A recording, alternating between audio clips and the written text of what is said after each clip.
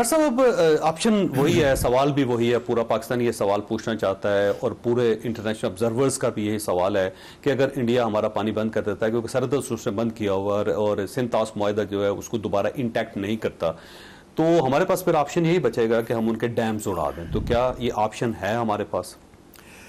Dams तो जब 3 button दबाने तो 3 डैम उड़ जाएंगे, तो हमारे लिए तो मसला नहीं है ना डैम उड़ाना। उनको भी पता है, हमें पता है, और जिस एक्यूरेसी से डैम उड़ेंगे वो आप भी हैरान, दुनिया भी देखेगी तो हैरान है। डैम तो उड़ा सकते हैं, लेकिन आपको पता है, आप साइबर अटैक करके आप गेट भी खोल सकते हैं डैम्स के।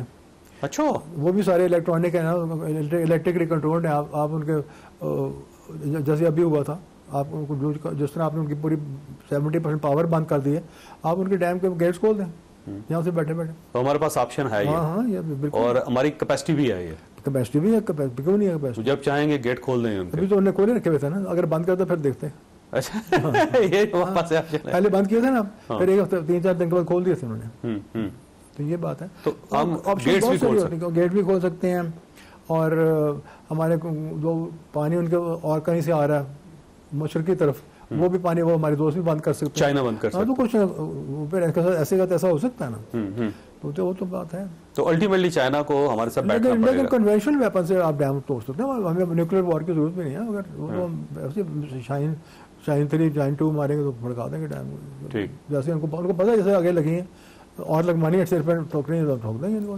तो अल्टीमेटली इंडिया के पास एक ही ऑप्शन है कि बैठे और मामला सेटल करें हमारे साथ। ये तो देखिए, ये एक वो बैलेंस ऑफ पावर है जो कि आपकी मिसाइल टेक्नोलॉजी ने और न्यूक्लियर टेक्नोलॉजी ने और आपकी एयरफोर्स ने और आपकी आर्मी ने जिस तरह इस्टेब्लिश कर दी है डेमोन्स्ट्रेट करके, ये तो वो बैलेंस ऑफ पावर है। ये बैलेंस ऑफ पावर इंडिया की बैलेंस ऑफ पावर के लेवल से बहुत ज़्यादा सुपीरियर है, टेक्नोलॉजी वाइज सुपीरियर है। लेकिन ये है कि ये जो लोग झूठ पर बिल्ड करते हैं पूरी अपनी डिफेंस का पूरी फेस, वो वक्त पे काश टाइम पे दे विल फेल। ठीक है सर, इंडिया का न्यूक्लियर बम और पाकिस्तान का न्यूक्लियर बम फर्क क्या है? देखें, let me see tell you, आपने बम से करना क्या होता है।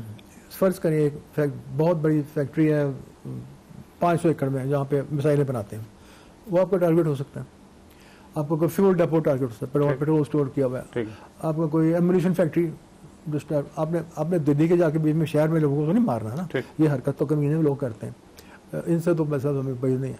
लेकिन ये अब आपके जो भी टारगेट्स मैं जिसने बता रहा हूँ, इनके लिए एक 5 किलो टन का या 10 किलो टन का न्यूक्लियर वेपन बहुत है।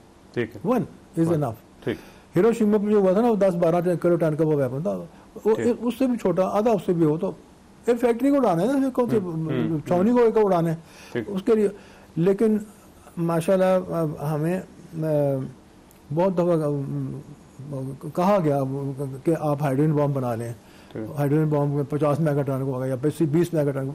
भाई एक बॉम्ब क्या होगा, एक टारगेट पे मारना है ना। अगर वो टारगेट क्या होगा, ये जो बता रहा हूँ, तो उसके ऊपर इतना बड़ा बम मारने के क्या मकसद है? ये तो चूटी के ऊपर हाथी पैर रख के मारना है, बेवकूफ़ी है ना।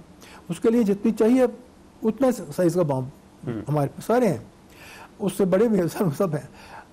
लेकिन जब सबसे बड़ी बात है कि आपके पास मल्टी इंडिपेंडेंटली व्हीकल MIRV जो है ना, वो ट्रैक वो मिसाइल्स हैं कि एक मिसाइल में सेवरल इंडिपेंडेंटली टारगेटिंग मिसाइल्स मौजूद हैं। ठीक है, और वो उसकी रेंज जो है वो इतनी है कि इंडियन सब कॉन्टिनेंट से ज़्यादा हो। ठीक है, तो if this missile is flying on a certain track, और वो ट्रैक रस्ते में it can go right and left, तो वो अपने मिसाइल्स रिलीज करता जाता है ऑन डिफरेंट टारगेट्स। तो एक फ्लाइट में it can destroy multiple targets with nuclear warheads if you want. ठीक है, मुख्तलिफ डायरेक्शन में चलेंगे, वो अपने वो इंडिपेंडेंट उस मिसाइल से निकलेंगे, उसके पेट में से निकलेंगे, और वो जाके एक उस छावनी को हिट करेगा, एक वहाँ उसको करेगा, एक उधर को। तो दिस इज कॉल्ड MIRVs। तो पाकिस्तान के पास MIRV भी टेस्ट हुए हैं और सक्सेसफुल बनाए, हमने खुद बनाए हैं, हमने खुद बनाए।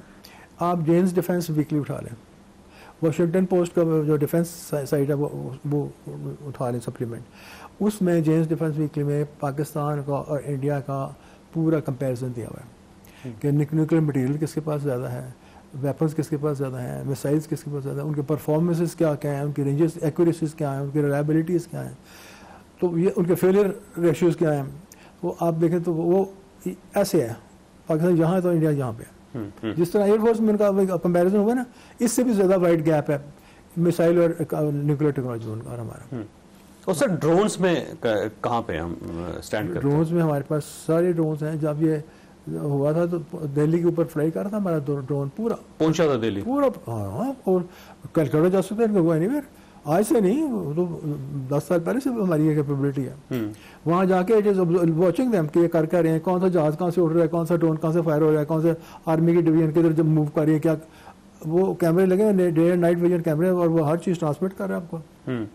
और वो it can stay in the air very high altitude, वो नजर नहीं आता, रेडार पे भी नजर नहीं आता। जो हमारे पास हमारे ड्रोन है, हमने बनाए हुए हैं। ठीक है, हमने बनाए हुए हैं। वो कहते हैं टर्की से लिए हमने। वो टर्की से जिस दिन जहाज आया, जंग हुई उसने जहाज आया ना।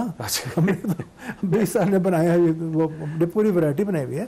टर्की की बड़ी मेहरबानी, उनकी बड़ी सपोर्ट है।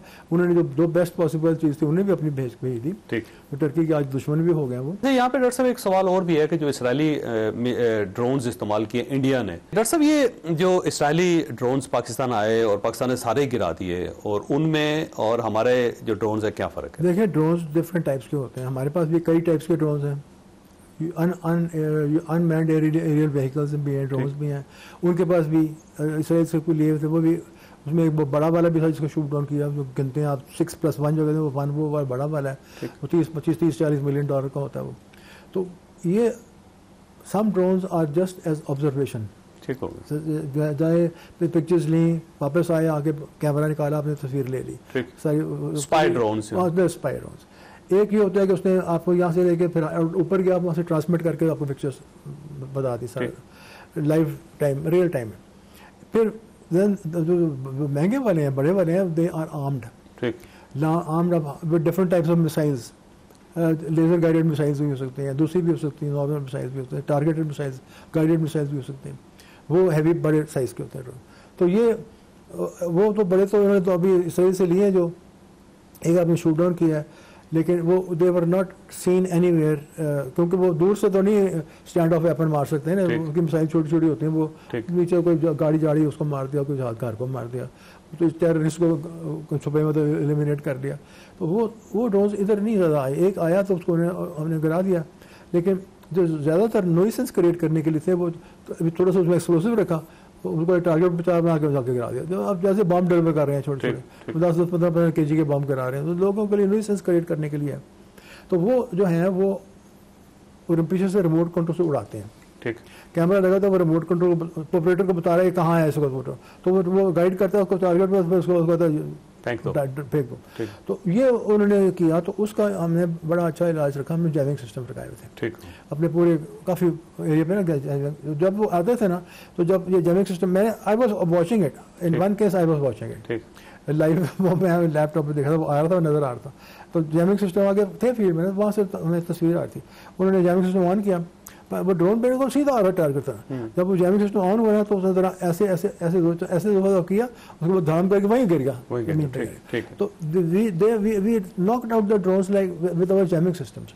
वो जो उनका लिंक होता है ना पीछे, रेडियो कंट्रोल लिंक, वो पर जैम जब करते हैं तो वो लिंक ब्रेक हो जाता है। ठीक है, तो that drone doesn't get any signals, guidance signals. तो और ये जैमर्स भी हमारे अपने बने हुए हैं। बिल्कुल, बहुत अच्छा। डॉक्टर साहब